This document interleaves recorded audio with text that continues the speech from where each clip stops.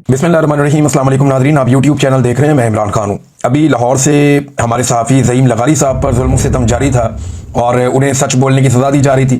ख़ास तौर पे उन्होंने रिपोर्ट करने की जुर्रत की जो कायद-ए-आज़म मोहम्मद अली जिन्ना के हवाले से पाकिस्तानियों ने उनके साथ इज़हार यकजहती किया। वो इसलिए किया कि इस मरतबा 14 अगस्त पे कायद-ए-आज़म मोहम्मद अली जिन्ना की बजाय मिलिट्री एस्टेब्लिशमेंट को सर पे उठाया गया। कायद-ए-आज़म की तस्वीर लगाने की बजाय जर्नैलों की फ़ोटोज़ लगाई गई और इसके बाद कौम ने रिएक्शन दिया और लोग निकले कायद-ए-आज़म की फ़ोटोज़ लेकर। उस इवेंट की कवरेज करने की वजह से ज़ईम लगारी साहब को गिरफ्तार कर लिया गया और उनके ऊपर जुल्म किया गया। अब एक और सहाफ़ी को इस्लामाबाद से गिरफ्तार किया गया। सहाफ़ी हैं खालिद जमील साहब, ये सीनियर जर्नलिस्ट हैं इस्लामाबाद में। इन्हें FIA साइबर क्राइम ने गिरफ्तार किया है और इन्होंने कुछ 3 जो आखिरी ट्वीट किए उनसे आपको आइडिया हो जाएगा कि इन्हें गिरफ्तार क्यों किया गया। ये कॉलम तो लिखा सुहेल बड़ाइच ने, खबरें दी सुहेल बड़ाइच साहब ने, गिरफ्तार कर लिया खालिद जमील साहब को। खालिद जमील साहब के आखिरी 3 ट्वीट अगर आप सुन लें तो आपको आइडिया हो जाएगा। एक ट्वीट उन्होंने जो आखिरी लिखा कि बात अब 2-4 साल के बच्चों की गिरफ्तारियों तक आ गई है, तो बेहतर है पाकिस्तान को बाज़ाब्ता सरकारी तौर पर खुली जेल डिक्लेयर कर दें। रोज रोज मुल्क और कौम की जग हसाई अच्छी नहीं लगती। ये ट्वीट नागवार गुजरा एस्टेब्लिशमेंट को। जो अगला ट्वीट है वो इन्होंने जवाब दिया DG ISPR के ट्वीट के जवाब में। यानी जो सुहेल बड़ाइच ने कॉलम लिखा उसके ऊपर DG ISPR का स्टेटमेंट है। फील्ड मार्शल सैयद आसिम मुनीर ने ब्रसल्स में किसी सहाफ़ी को इंटरव्यू नहीं दिया, कोई भी सियासी बात नहीं की, माफ़ी वाली बात भी नहीं की। सुहेल बड़ाइच ने गैर जिम्मेदारी का सबूत दिया। अब इसमें खालिद जमील साहब लिखते हैं कि नानी ने कसम किया, बुरा किया, करके छोड़ दिया और बुरा किया। ये DG ISPR को उन्होंने एक मिसाल समझाई। देखिए, सीनियर सहाफ़ी कोई भी होगा ना पाकिस्तान में, वो ये मानेगा ही नहीं कि सुहेल बड़ाइच ने आर्मी चीफ से मुलाकात के बाद इतनी गैर जिम्मेदारी के साथ कुछ लिख दिया या मर्जी के बगैर कुछ लिख दिया। आर्मी चीफ से जो एक आदमी मिलता है उसकी बाकायदा लिस्ट होती है और उस मुलाकात के बाद बाकायदा आगाह किया जाता है कि ये बात आप पब्लिक कर सकते हैं, ये नहीं कर सकते। ये कोई रोटी को चोची कहने वाले लोग नहीं है। पाकिस्तान के आम आदमी को शायद ना पता हो, लेकिन जितने पाकिस्तान के सीनियर सहाफ़ी हैं या एंकर्स हैं उनको इस बात का आइडिया है। कोई एक भी ये बात मानने को तैयार नहीं है कि सुहेल बड़ाइच साहब ने अपनी मनमर्जी कर ली होगी। जितने सीनियर सहाफ़ी हैं या कॉलम राइटर हैं वो ये जानते हैं और वो ये कह भी रहे हैं अपने अपने अल्फाज में कि ये मुमकिन ही नहीं है कि सुहेल बड़ाइच जैसा सीनियर आदमी वो किसी जगह से उठे और मन घड़त एक कहानी सुना दे। DG ISPR ने उनके ऊपर एक गलत इल्ज़ाम लगाया जो नहीं लगना चाहिए था। बहरहाल इसमें जो उनका आखिरी ट्वीट है खालिद जमील साहब का, जिसके बाद उन्हें गिरफ्तार किया गया, ये 3 ट्वीट्स मैं आपको बता रहा हूँ। वो लिखते हैं सुहेल बड़ाइच ने तो वही लिखा जो उससे कहा गया, बंदे को वो बात ही नहीं करनी चाहिए जिस पर कायम ना रह सके और 6 रोज बाद तरदीद करनी पड़े। ये जनाब खालिद जमील साहब ने, और 6 रोज बाद तरदीद क्यों की? तरदीद आती तो पहले दिन आ जाती। तो अब सीनियर सहाफ़ी खालिद जमील साहब को भी अगवा कर लिया गया। बाद में पता चला जी उन्हें FIA लेकर चली गई है और अब उन्हें कानूनी कार्रवाई का सामना करना पड़ेगा। क्यों करना पड़ेगा? कि तनकीद नहीं सुन सकते इस वक्त पाकिस्तान के मिलिट्री एस्टेब्लिशमेंट के लोग।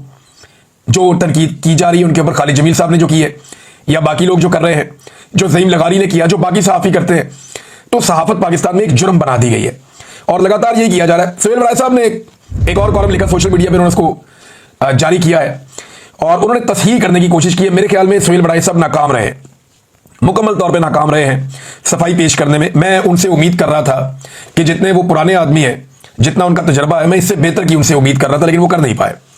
नंबर 1 DG ISPR, जिन्होंने उन्हें DG ISPR ने उनके ऊपर एक्चुअली जो हमला हुआ वो तो DG ISPR ने किया ना, कि जाती मफाद की खातिर झूठ बोला, मन घड़त कहानी सुनाई, अपने से घड़ के कहानी सुना दी। तो सीनियर सहाफ़ी के लिए बड़ी एक तौहीन अमेज़ बात थी, लेकिन उन्होंने DG ISPR की तारीफ की इसके बदले में। लेकिन सारा अटैक उन्होंने PTI पे कर दिया या PTI के लोगों पे कर दिया या सोशल मीडिया पे कर दिया। भाई जिसने आपकी मंजी ठोकी है, जिनसे मुलाकात करके आपने बात की और उसके बाद आपकी मंजी ठुक गई, उधर आपकी जुबानी नहीं चल रही, उधर आप बात ही नहीं कर रहे। लेकिन जो लोग उसकी निशानदेही कर रहे हैं वहां आप बात करें। देखिए, PTI ने सुहेल बड़ाइच साहब को यह बात समझनी पड़ेगी, PTI ने खबर देने पर सुहेल बड़ाइच साहब की कोई तनकीद नहीं की, कोई क्लास नहीं ली।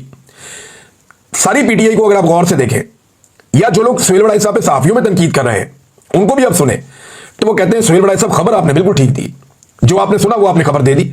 और उसकी तस्दीक ऐसे होती है कि गुज़िश्ता साल 7 मई 2024 को यही बात DG ISPR ने अपने मुंह से कही हुई है और मुख्तलिफ जगहों पे बार बार ये बात ये सारे लोग करते हैं। बेशुमार टाउट्स इससे पहले ये बात कर चुके हैं मीडिया के ऊपर, बार बार कह चुके हैं जहां माफी मांगनी पड़ेगी, नाक रगड़नी पड़ेगी, जब तक माफी नहीं मांगेंगे तब तक नहीं छोड़ेंगे। ये बातें पहले बहुत लोग करते रहे, आप पहले आदमी नहीं है, ये ख्वाहिश भी है और ये बातें भी पहले होती रही हैं। ये बात करके आपने कोई गुनाह नहीं किया, आपने वही बताया जो आपने सुना। और कोई ये मानने को तैयार नहीं है कि आपने अपने से एक कहानी सुना दी, ऐसा हो नहीं सकता। लेकिन लोगों को आप पे एतराज यह है कि आपने उस ख्वाहिश की तकमील के लिए रास्ता बनाना शुरू किया। यानी नवाज शरीफ को आप कहते थे डट जाओ, इमरान खान को आप कहते हैं हट जाओ।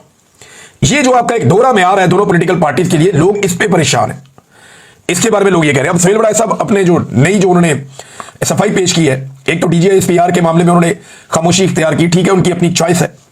दूसरा, बड़ाई साहब ने एक तरफ तो इमरान खान साहब को यू टर्न, ये कॉलम में कहा था ना आपने कि इमरान खान साहब एक यू टर्न ले लें, जो उनके बकौल बहुत अच्छे होते हैं, और माफी मांगने के आपने मशवरे दिए इमरान खान साहब को। एक तरफ सुहेल बड़ाई साहब अपने नए कॉलम में कुछ और कह रहे हैं, पुराने कॉलम में कुछ और कह रहे हैं। पुराने कॉलम में सुहेल बड़ाई साहब ने ख्वाहिश का इजहार किया था कि इमरान खान साहब को यू टर्न लेके माफी मांग लेनी चाहिए, मुल्क की खातिर आगे बढ़ जाए। लेकिन दूसरी तरफ अब जो कॉलम उन्होंने लिखा नया, इसमें उन्होंने कुछ ऐसी लाइनें शामिल की जो एस्टैब्लिशमेंट की नई लाइन है, जो अब डाउट्स बयान कर रहे हैं। 6 दिन की अच्छी तरह जब अवाम ने सफाई सुथराई कर दी, जब माफी का बेड़ा गर्क कर दिया, मैंने अवामी राय इकट्ठी की हुई है माफी के मामले पे, वो आपको अगले एक आधे दिन में मैं सुनवाऊंगा, उसको एडिट कर रहा हूं मैं कि अवाम क्या कहती है माफी के मामले पर।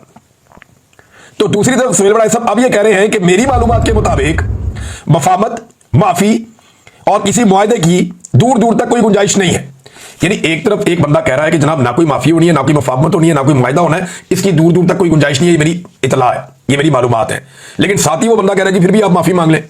ये अजीब नहीं लगता आपको सुनने में कि एक तरफ सुहेल बड़ाई साहब कह रहे हैं कि ना माफी होनी है, ना मफामत होनी है, और ना किसी किस्म का कोई मुआहदा होना है, इसकी दूर दूर तक कोई गुंजाइश ही नहीं। दूसरी तरफ वही आदमी कह रहा है इमरान खान से कि जनाब मेरी ये ख्वाहिश है तो आप माफी मांग लें। यानी बगैर मुतालबे के और बगैर किसी फायदे नुकसान के सिर्फ सुहेल बड़ाई साहब की ख्वाहिश पूरी करने के लिए इमरान खान साहब यू टर्न लेके माफी मांग लें।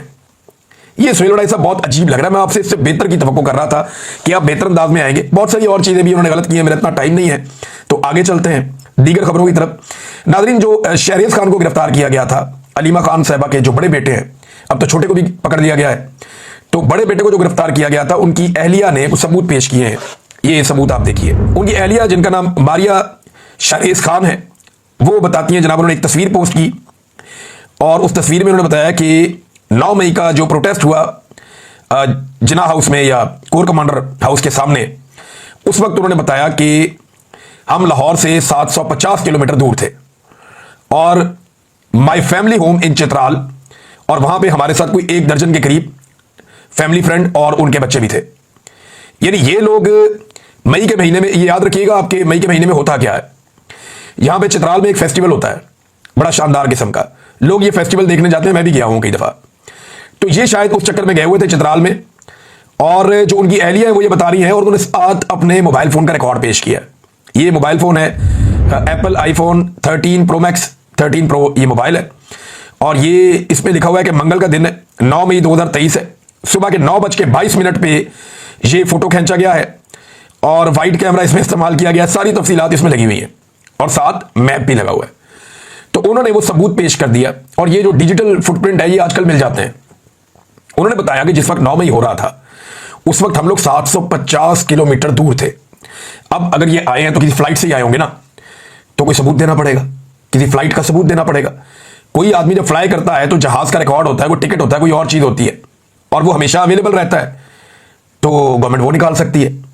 लेकिन ऐसी कोई चीज मौजूद नहीं। सब लोग ये जानते हैं कि ये फैमिली चित्राल में मौजूद थी, और इसके बाद भी 9 मई के बाद भी ये चित्राल में मौजूद रहे, और बाद में ये वापस आए थे। लिहाजा शहरेज को जो है वो गलत किया, गिरफ्तार करके उसके साथ ज्यादती की गई है। और अलीमा खान साहिबा ने अब इसके ऊपर बैन अवी चैनल को भी इंटरव्यू दिया, और जो बातें उन्होंने की है, कुछ बातें बड़ी सख्त उन्होंने कही। एक माँ है, उसके साथ जो हो रहा है, उन्होंने कहा जी इमरान खान एक जबरदस्त इंस्पिरेशन है। जो इंटरव्यू उन्होंने दिया वो दिया मैरियो नोफेल को। ये वही साहब हैं जिन्होंने इमरान खान के दोनों बेटों का इंटरव्यू भी किया था, जो पहला इंटरव्यू उनका हुआ था। उन्होंने कहा जी इमरान खान एक जबरदस्त इंस्पिरेशन है, लोग उनके अज़म और हिम्मत को देखकर दंग रह जाते हैं। कोई भी चैलेंज आए वो उसे चैलेंज समझकर कबूल करते हैं। उन्होंने पार्टी से मुलाकातें रोकी ताकि कोई पैगाम अंदर ना जा सके, मगर ये उनकी अपनी घबराहट है। ये लोग हौसले तोड़ नहीं रहे बल्कि हौसले बढ़ा रहे हैं। पाकिस्तानी हर आजमाइश और मुश्किल के बाद मजीद मजबूत हो रहे हैं। हम तारीख बनते हुए देख रहे हैं। साथ ही अलीमा खानम साहिबा ने यह भी बताया कि छोटे बच्चों को सिर्फ मिठाई तकसीम करने पे गिरफ्तार किया जा रहा है। यह बड़ा अफसोसनाक वाकया, यह भी बताया। फिर उन्होंने बताया कि एक भी फौजी शहीद नहीं हुआ 9 मई को, बल्कि दर्जनों पाकिस्तान के शहरी जो हैं वो गोलियां लगने से 9 मई को शहीद हो गए, और उनमें ज्यादातर वो मुजाहिरीन थे जो एहतजाज कर रहे थे और इमरान खान साहब के हमायती थे। तो अलीमा खानम साहबा ने बड़ी तफसील के साथ ये इंटरव्यू दिया, और एक चीज और मैं आपके सामने रखता हूं कि अलीमा खानम का ये इंटरव्यू सेम टाइम में जब शेयर किया मारियो नोफेल ने, तो ये लगभग उस वक्त इस इंटरव्यू को 1,32,000 अफराद देख रहे थे। आप अंदाजा करें ये खानदान या ये पॉलिटिकल पार्टी, इससे लोगों को कितनी उम्मीद है कि 1.5 लाख शख्स लाइव देख रहा है इमरान खान की बहन को, तो इमरान खान कहां खड़ा होगा मकबूलियत में, अंदाजा कीजिए आप। तो इमरान खान की बहन के साथ 1.5 लाख लोग, अंग्रेजी का उनका एक इंटरव्यू चल रहा है, वो देख रहे हैं दुनिया में। ये फैमिली इस वक्त एक पॉलिटिकल रियलिटी है, आप इससे भाग नहीं सकते। इन लोगों ने पाकिस्तान की एस्टैब्लिशमेंट को नाकों चने चबवा दिए हैं, ये आपको तस्लीम करना पड़ेगा। मेरा चैलेंज है पाकिस्तान के वजीर आजम को, सदर को, आर्मी चीफ को, फील्ड मार्शल को, सबको, DGISPR को, करें अंग्रेजी में एक प्रेस कॉन्फ्रेंस या इसी मैरियो नोफेल को एक इंटरव्यू दे दें, देखें कितने लोग लाइव आपको देखते हैं। मुझे नहीं लगता 10,000 लोग भी होंगे, अगर खुद भी इकट्ठे कर लेंगे तो 10-15,000 लोग से ऊपर नहीं जाएंगे। तो ये एक रियलिटी है और यही तकलीफ देती है पाकिस्तान की मिलिट्री एस्टैब्लिशमेंट को कि हमें एक आम आदमी, एक आम पाकिस्तानी कैसे चैलेंज कर सकता है। कोई कैसे हमसे आगे निकल गया, कोई कैसे अवाम की नजरों में हमसे बेहतर हो गया, कोई कैसे कौम का हीरो बन गया और हम कैसे विलन बन गए। ये मिलिट्री एस्टैब्लिशमेंट की कहानी है और उनकी गलतियों की वजह से ये सब कुछ हुआ। जब आप खुद को खुदा समझना शुरू कर देते हैं ना, तो ऐसी चीजें हो जाती है। इमरान खान की दूसरी बहन ने कहा कि, और वो दीवारें फलांगने की बात कर रहे थे कि घर के अंदर दाखिल हो गए, भी अगर बेटे को गिरफ्तार करना था तो आप दरवाजे में बुला लेते, बुला के गिरफ्तार कर लेते। लेकिन बड़ी तादाद में लोग अंदर घुस जाते हैं बंदूकें लेकर और जाकर वहां पे बच्चों और बीवी के सामने गन पॉइंट पे घसीट के लेकर जाते हैं। तो ये अनफॉर्चुनेट है, ज्यादती है। देखिए, अगर जमान पार्क की या मॉडल टाउन की या इमरान खान की फैमिली और उनके घरों की आज दीवारें फलांगी जा रही है ना, तो दीवारें रायवेंट की और मॉडल टाउन की भी इतनी ऊंची नहीं है, कल को वो भी फलांगी जा सकती हैं। तो सियासतदान जो हैं वो आज तो तस्मों के साथ लटके हुए हैं, उन्हें समझ नहीं आ रही। आज तो बूट पॉलिश कर करके उनकी आंखों में पॉलिश भर गई, उन्हें नजर नहीं आ रहा कुछ भी। लेकिन ये अपने अंजाम को दावत दे रहे हैं और ये अपने कल को, यानी अंजाम को भूल गए हैं कि लोग इनके साथ क्या करेंगे।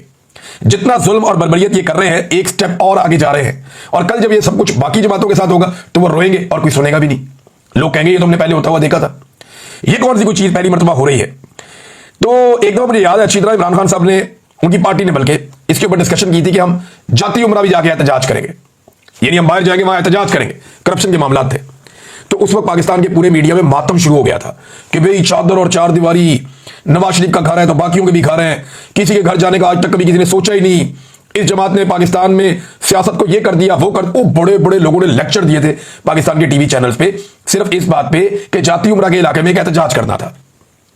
लेकिन आज इमरान खान के घर का दरवाजा तोड़ा जाता है, चादर और चार दीवारी का बार बार तकद्दुस पामाल किया जाता है। और इमरान खान तो सियासत कर रहे हैं, बेशुमार ऐसे लोग जो सिर्फ इमरान खान को सपोर्ट करते हैं, सियासत में कोई ज्यादा भी नहीं है, उनकी चादर और चार दीवारी का तकद्दुस पामाल किया गया, उनके घर को तोड़ा गया, उन्हें तकालीफ दी गई और यह लगातार किया जा रहा है और हम होता हुआ देख रहे हैं। शाहिद खटक साहब हैं, उन्होंने एक बात की है इस सारे मामले को लेकर। उन्होंने कहा जी अलीमा खान के बेटों की गिरफ्तारी के खिलाफ अब तक सियासी कमेटी, कोर कमेटी या पार्लिमानी कमेटी समेत तमाम ओहदेदार जिनके पास पार्टी फैसलों का इख्तियार है, उन्होंने कोई इजलास क्यों तलब नहीं किया, एहतजाज की कॉल क्यों नहीं दी। अब तक पार्टी में इमरजेंसी हालात होने चाहिए थे और आपकी कमजोरियों का जवाब जो है लोग हमसे सवाल करते हैं बाद में। आखिर कब तक हम खामोश तमाशाई बने रहेंगे, ये सवाल उन्होंने उठाया। देखें, पाकिस्तान तरीके इंसाफ जुल्म का लेवल बढ़ता जा रहा है, बढ़ता जा रहा है, बढ़ता जा रहा है। लेकिन मुझे लगता है कि शायद बहुत सारे लोगों की ये सोच है कि अभी तो उस पर हो रहा है, मेरे पे तो नहीं हो रहा ना, मैं अपने आप को बचाऊं। तो ये अल्टीमेटली ये आप सबके साथ होगा, एक वक्त आएगा। मुझे अच्छी तरह याद है काशिफ अब्बासी साहब ने एक दिन मुझे समझाया कि इमरान टोन डाउन हो जाओ थोड़ा। बड़े भाई हैं, बड़े प्यार से समझा रहे थे, मुझे कह रहे थे इमरान आप देखो ना यार, थोड़ा टोन डाउन हो जाओ प्लीज।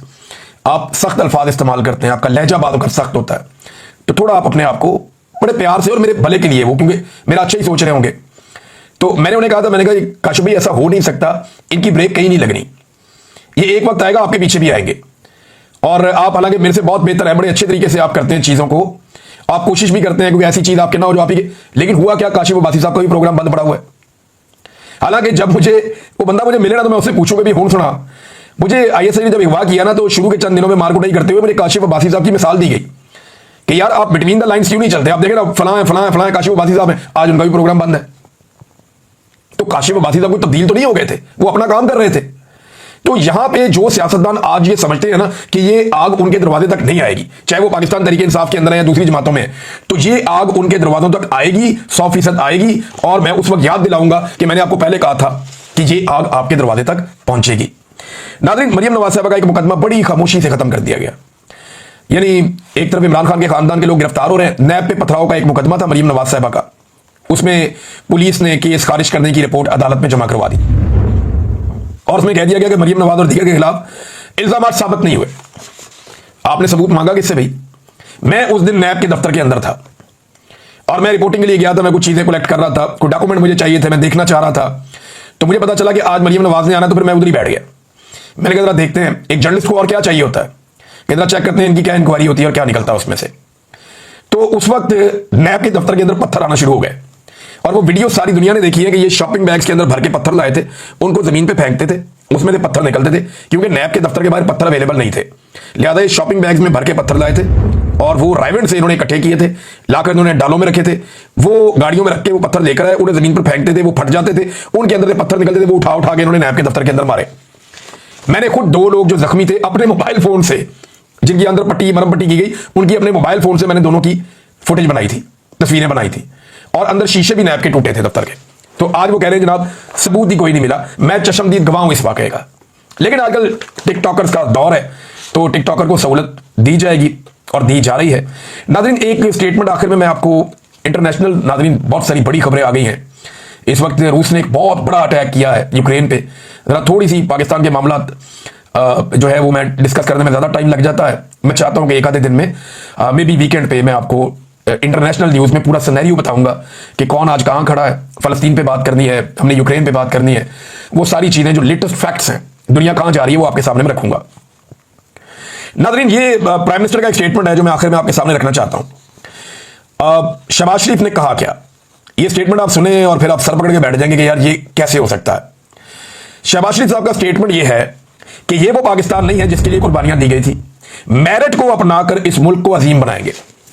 यार मेरिट का लफ्ज कोई भी बोले दुनिया में, शहबाज शरीफ नहीं बोल सकता।